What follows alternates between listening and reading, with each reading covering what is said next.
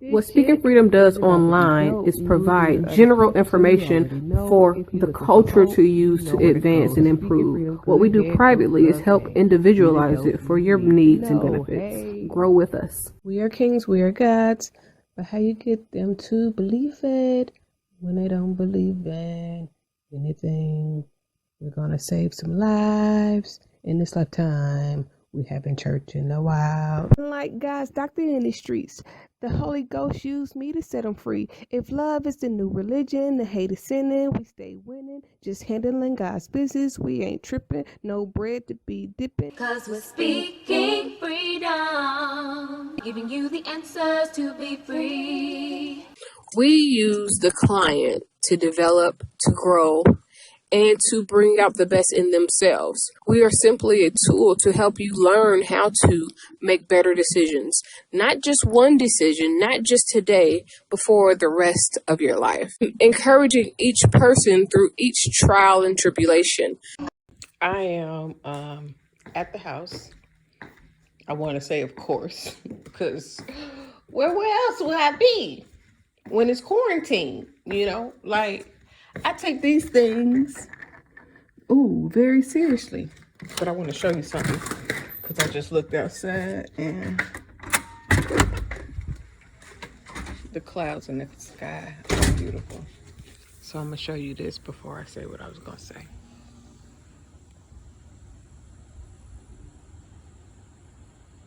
It's so calm and peaceful out here. I have a thing for clouds. The sky is so blue. Wow. Okay. So I'm going back inside to catch this vibe and do this shit real live. Only the strong survive. Okay, so in the sense of saying only the strong survive, as I sit here and watch Cloak and Dagger, which is really a good show. It has a lot of meaning and substance behind it. It is the way the show goes, especially in the beginning, is everything because I like that concept of storytelling, where two people, totally different lifestyles, totally different circumstances, meet each other and realize that totally in two different worlds, their lives has symmetry and has serendipity and kind of has an alignment that will connect them spiritually down the line once God said it was time. So yeah, that's a vibe. That's one of my favorite ways to hear a story being told, or my favorite narratives of connecting and joining souls.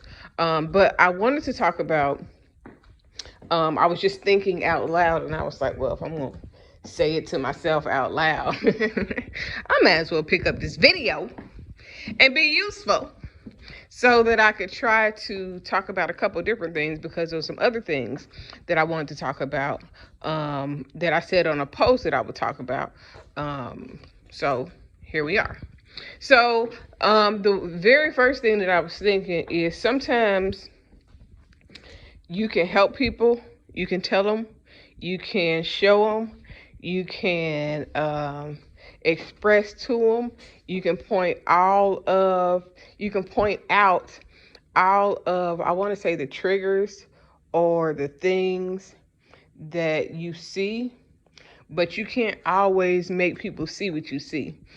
Some people have to learn, I don't want to say the hard way, but some people have to experience things in order to really understand what I'm saying when I tell people that I move a certain way, whether I'm moving with caution or whether I'm examining something as I go along, and knowing how to interpret accepting God's throne. And that's the best way that I can say it, because for whatever reason, I feel things, people, and a lot of other shit deeply.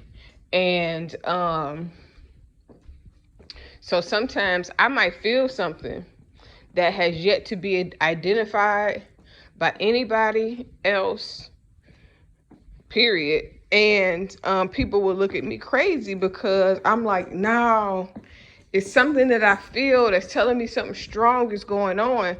And although I might not be able to pinpoint exactly what it is, I might not be able to tell you everything that I'm picking up on at the very beginning. But as time goes along and things begin to play out, what I felt will be placed like on a platter in front of you. So sometimes what I've learned is, when I say sometimes you gotta let people learn the hard way, like if I talk to you something, like I had talked to my nephew about something, and then he heard me, but he didn't listen. And hearing is saying, I hear you talking. Listening is saying, I am going to receive it and learn how to use the information and take it as wisdom. So, and this is important because, especially for people connected to me or surrounded by me, because it is my way of protecting the things that God left for me to protect.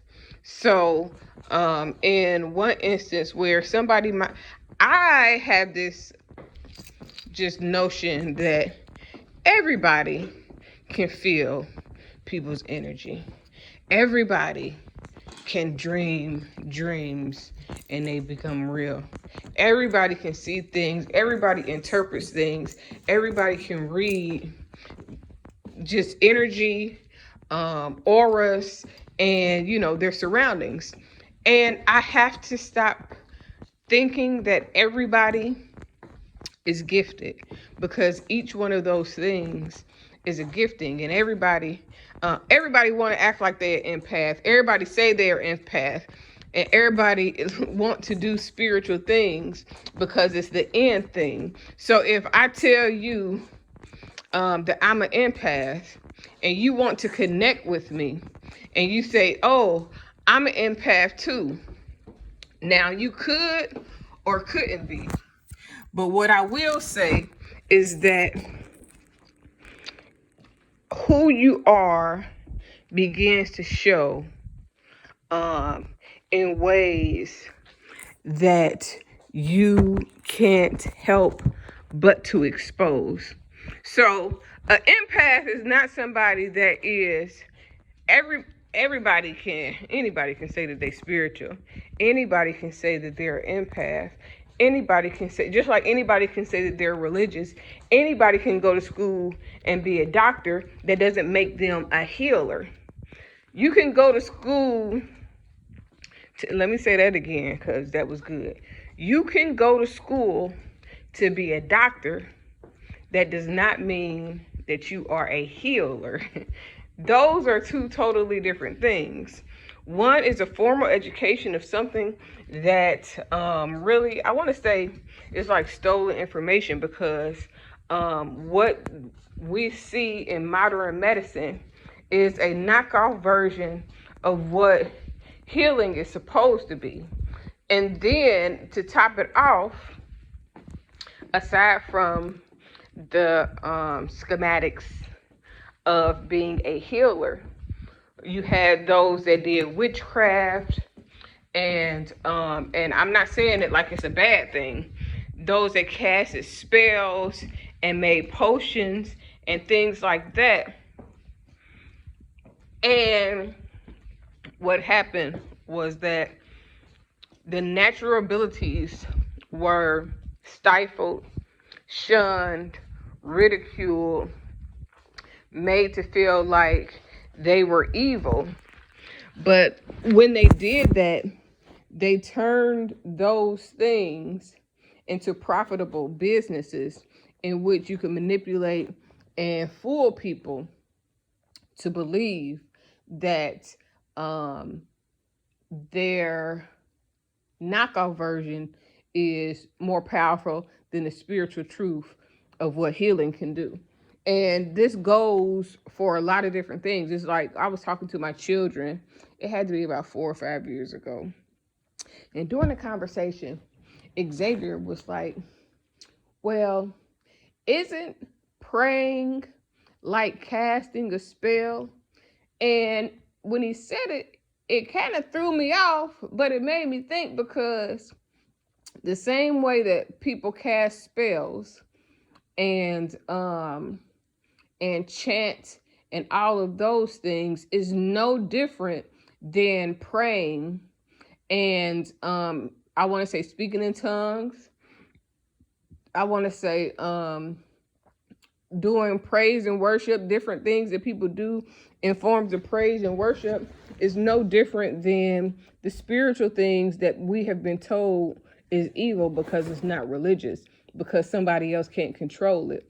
So what I've gathered is that if you can be controlled and you're controllable, then it's acceptable. And religion allows for you to be controlled. That's why it doesn't develop you spiritually so that you can grow and mature and know God for yourself. Because if you are empowered with God for real, and you awaken the God within you and you connect to the ultimate source spiritually, you will be unstoppable in ways that, again, are uncontrollable. So for a lot of people, they have to learn the hard way.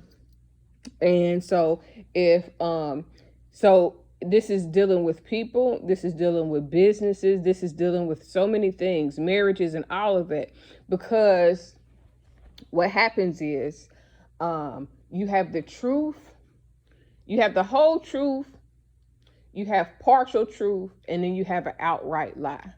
And a lot of people that live in denial live in the partial truth, where they believe enough of the fake to where half of the truth seems like it's legit.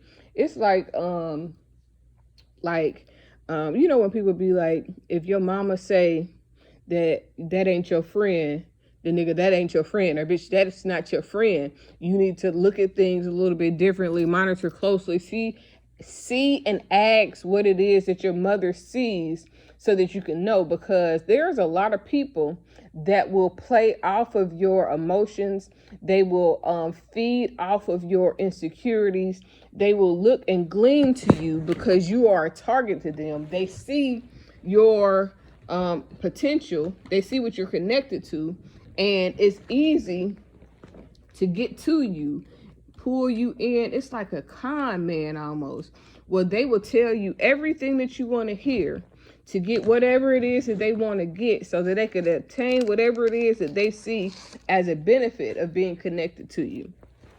And sometimes as parents, as leaders, as spiritualists, we have to allow people to bump their head to a certain extent. Like, I can warn you all day, but if you don't listen to the warning that I'm telling you, then you're going to not only bump your head, you're going to hurt yourself, and you may be stuck in a certain situation because you wouldn't listen. Now, I'm not saying this because I want to rule or lord over anyone.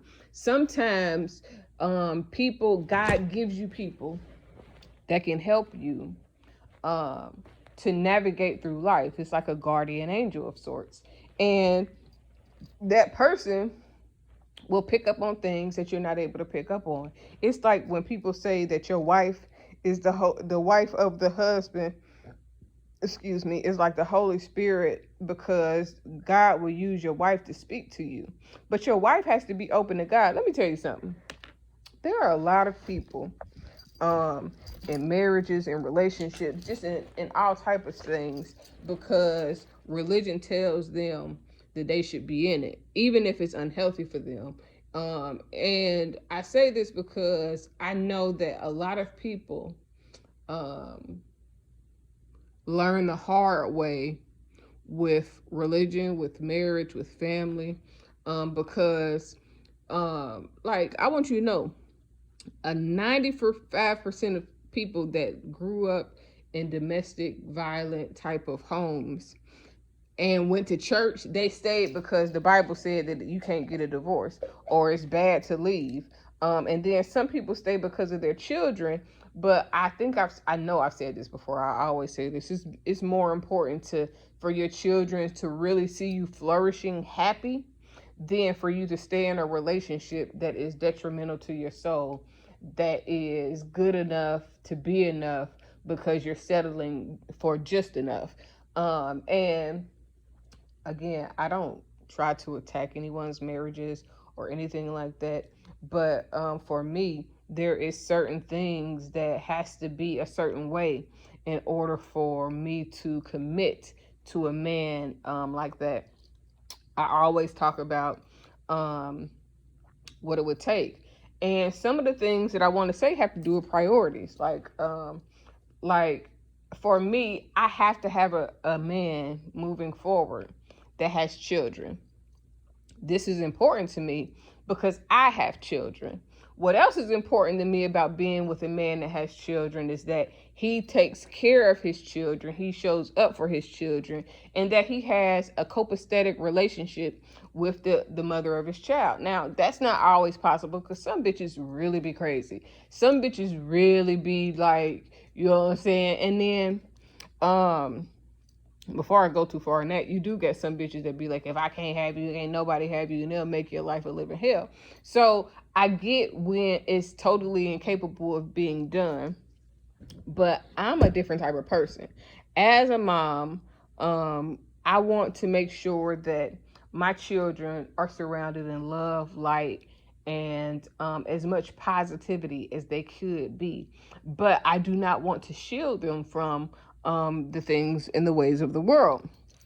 Saying that to say, but the reason why it's important for me to be with a man that has children is because I need to know that he takes care of his children. Because a man that takes care of his children and put his children first will always honor, love, and support you because that's a part of him. Now, I'm going to be honest with you. The other day I heard somebody that say that they don't love their stepchildren as much as they love their biological children. And that shit blew me because, listen, let me tell you something. I wish I would marry a man to tell me I'm more important than his own flesh and blood. Like, nigga, that's your flesh and blood. Yes, I'm important, but I am an extension of you, and they're an extension of you. We are all an extension of each other. I wish a nigga would tell me that he don't love my two children as much as he would love his own. Like, if I marry the person that I want to marry, that I believe that would be good for my soul, I'm going to love his child like his child is my own. Not because I feel like anything other than I have enough of me, of love in me, to love that child unconditionally. Matter of fact, I want to love that child like I birthed that child. And then I'm going to love on her mother or his mother. I'm going to love on that child's mother like that was my sister. Because guess what? At the end of the day, everything that affects her and affects that child affects me. Now, that person don't got to be in my life for it to affect me. But even if it's like, I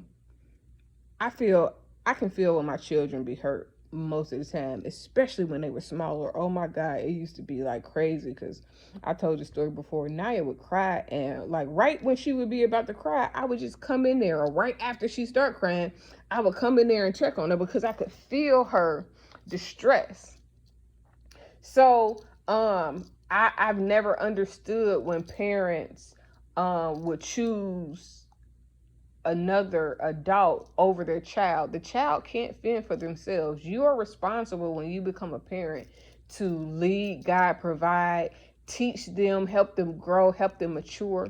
But a person that is not mature themselves, they cannot help another person mature. You know what I'm saying? It's like the blind leading the blind. So having somebody that puts their children first is important to me before business, before would I want my husband, if he had other children outside of my children, or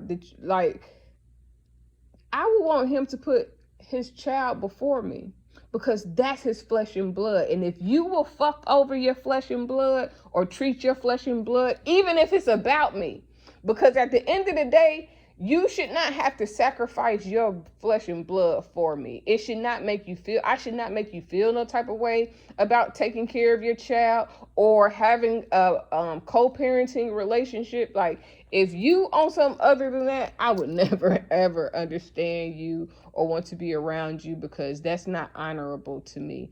That's very selfish. That's very arrogant, and a lot of other things without me judging. I'm just saying. Yeah.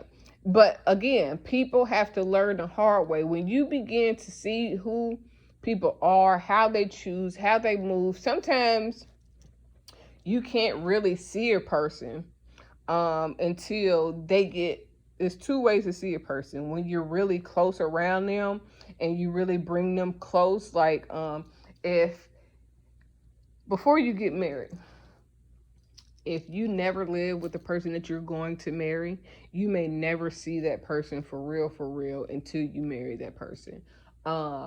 Because a lot of people aren't who they pretend to be to make people like them. But then when you like them and they feel like they got you and you ain't going nowhere, like you would pick them over anybody, then they can manipulate you and do you any type of way.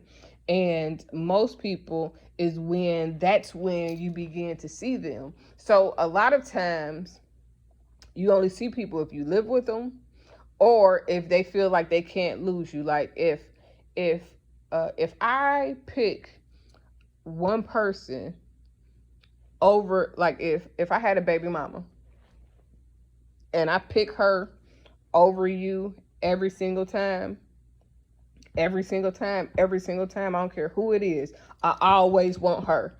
It don't matter who else come around. I don't care who else comes around. Nobody can replace this particular person, because this person is special. This person was handpicked and selected by God. So nobody can take her place.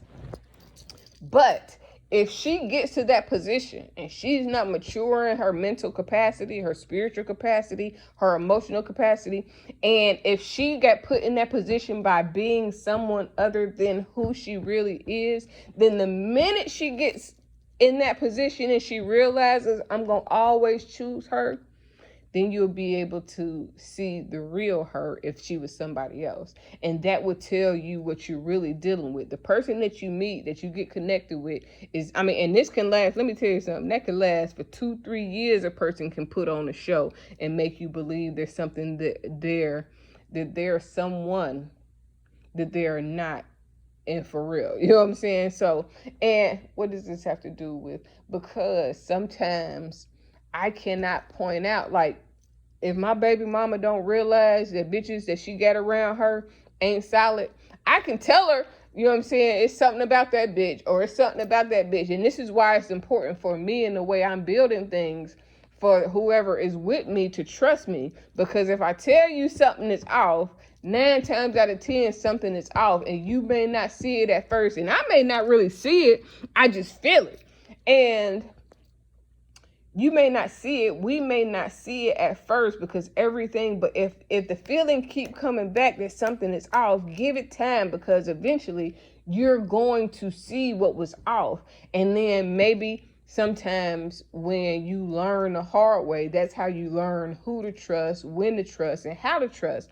Because there are people that is going to sugarcoat shit for you, pat you on the back when you do bad, malicious shit, or that get you to think how they think, and they're thinking it's all fucked up. And they're going to coax you into what they want you to be. And then there are people that want you to be who you are sincerely, that knows that if you become the best version of yourself, then you will be able to see people for who they really are, despite what they show you. It's about watching for for certain cues and signs and things that people do to make you realize what's really on their mind. And you have to be able to know who you are without no compromise, because again, I can't make you see what I feel. And I don't know if you feel what I feel when the way I feel it, because I don't believe that everybody is gifted in the same way. So it may be other people in the world that feel like I feel, that do, you know what I'm saying, that feels energy. But I can't say if you're one of those people, and God may not need you to be that person. God may have a different gift within you that you need to open up to, because it'll be good for me and you. And then when you get my intuition on top of whatever your gift is, on top of whatever, you know what I'm saying, my husband's gift is, on top of the crew that God places around you, the one that doesn't come with any bickering, the one that doesn't come with any drama, the one that doesn't come with any jealousy, the one that doesn't come with any ill feelings. Because a person that, sometimes people that been through a lot and they heal the surface level of the issue, but they don't heal the core of the issue. They give advice and they look at situations from the negative versus being able to see the positive. So the people that come around you and pull out the good things, the blessings, the honoring, the loving, the, you know what I'm saying, that make you a better person and challenge you to grow, are better than the people that are going to allow you to wallow in sorrow, that's going to point out the negative before they see the good. There are some people that their shit is so fucked up that they can't even see the good if the good was goddamn smacking them in the face.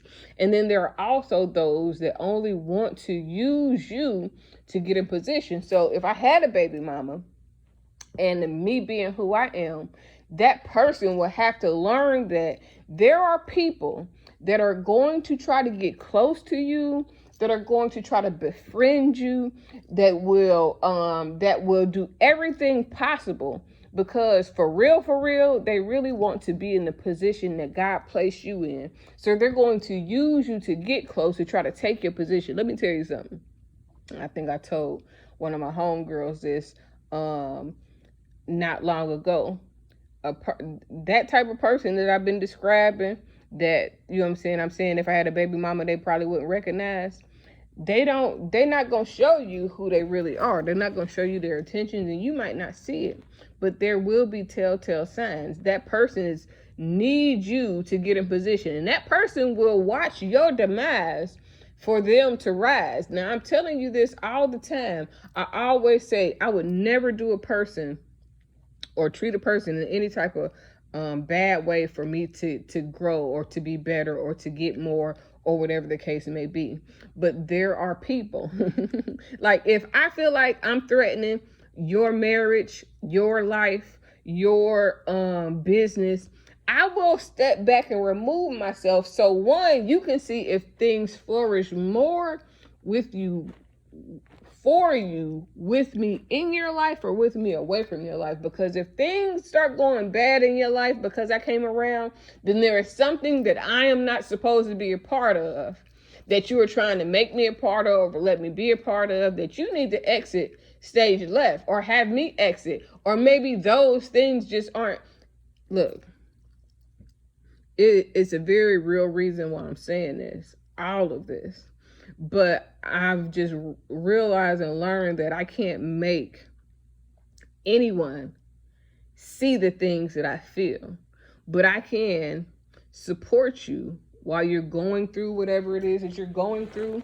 And then when God shows you, I can still be around. Because I feel like, it's just like I was telling somebody, I was saying the other day, like if I have a friend that mess with somebody that I don't think they supposed to mess with, I'm not going to leave my friend out in the cold and, you know what I'm saying, disown her, because whenever she wakes up, she's going to need a friend that really loves her, supports her, cares for her, trusts her, and is really there for her. Because a lot of people are only your friend when it's because it's beneficial or when it's beneficial to them. But let one thing happen and it will expose the truth of who they really are. And once you see the truth of a person, you can't turn back. I mean, you can, but it's not healthy for you.